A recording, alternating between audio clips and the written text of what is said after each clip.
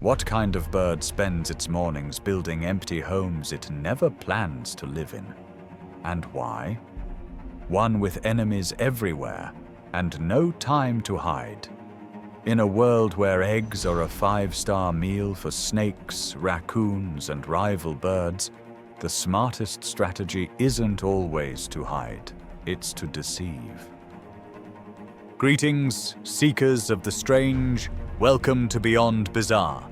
I'm your host, taking you past normal, beyond weird, into the absolutely mind-blowing.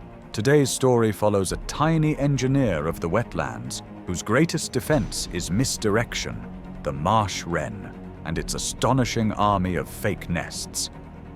By the end of this story, you'll see and hear how a thumb-sized bird turns architecture into armor, and why building decoys can mean the difference between a lost clutch and a thriving brood.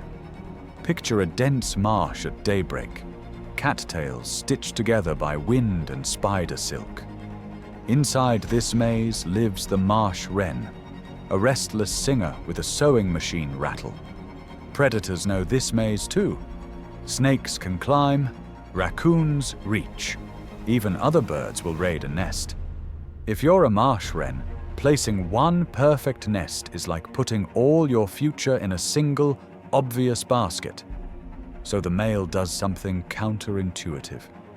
He builds many baskets. Most of them are fake. As breeding season begins, a male marsh wren claims a patch of reeds and gets to work. He weaves dome after dome from grass and sedges, tucking them between stems just above the water. Some are little more than shells. Others look convincing, with narrow side openings and tidy interiors. Field counts in parts of Washington state have recorded males assembling well over a dozen of these incomplete, dummy nests in a single territory, 20 or more in some cases.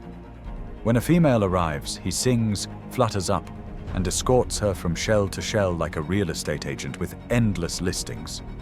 She chooses one to finish and lay in. The rest stay empty, on purpose. Why pour so much energy into homes no one will use? Because numbers shift the odds.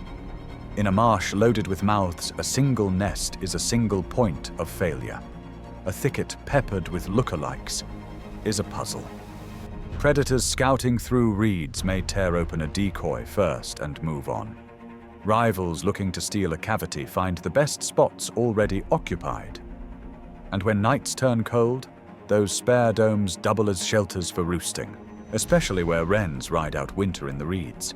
The decoys also broadcast a message: this territory is taken.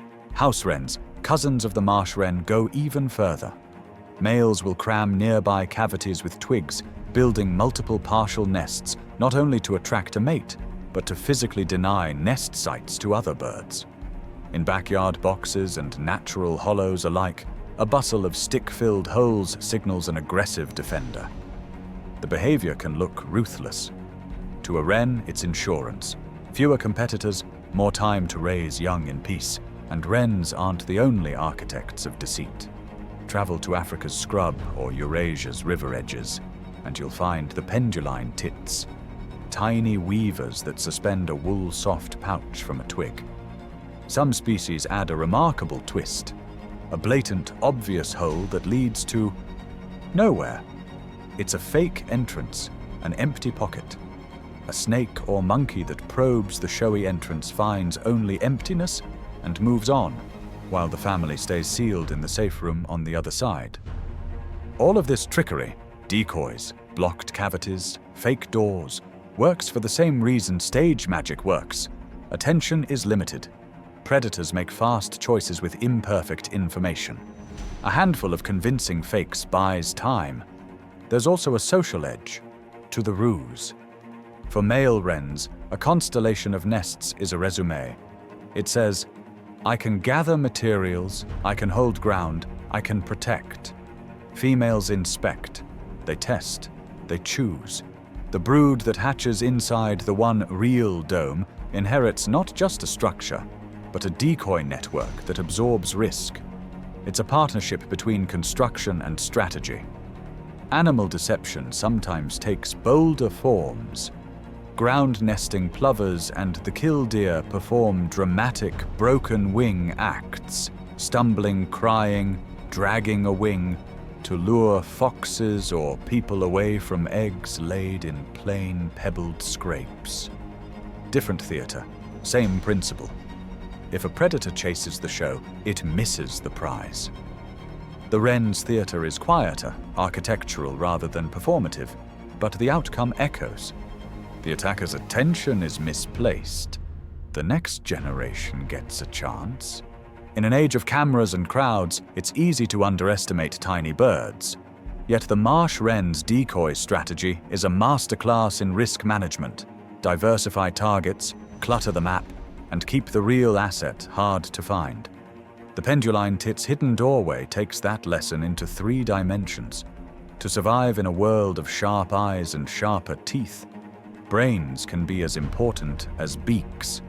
So the next time you walk a boardwalk or skim your kayak along the edge of a wetland, listen for that brisk rattle in the cattails. Somewhere in there, a specialist in misdirection is at work, threading grass into domes that look the same, but aren't. Among the fakes sits the only one that truly matters. And because it's surrounded by lies, it just might survive. And that's another journey, beyond bizarre. If your mind is officially blown, smash that subscribe button because we're just getting started. Until next time, keep pushing beyond the ordinary.